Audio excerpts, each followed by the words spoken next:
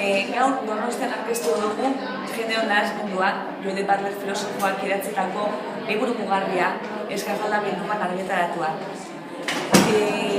Genero nahasmendua 1980an argitaratu zen, eta giltzarria da pentsamendu feministaren historian. Aldatu zen bidea pentsamendu feministari, eta minutu batean esan da, bere tesia da, ez da existitzen genero esentziarik, edo sustantziarik.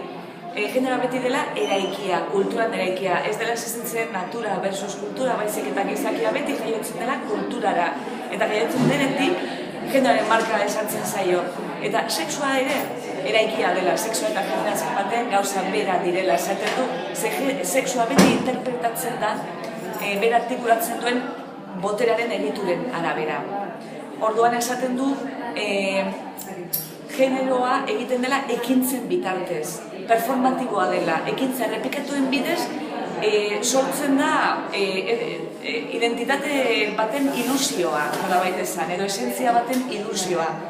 Baina, badagoela, ekintzen bitartez egiten den genera, badagoela kategoria horiek ustez finkoak direnak, maskulinoa eta femeninoa, gizona eta emakumea, badago kolokan jartzerik eta aldatzerik, eta orduan deitzen du identitate subertziora, egiten du deia, kategoria horiek kolokan jartzeko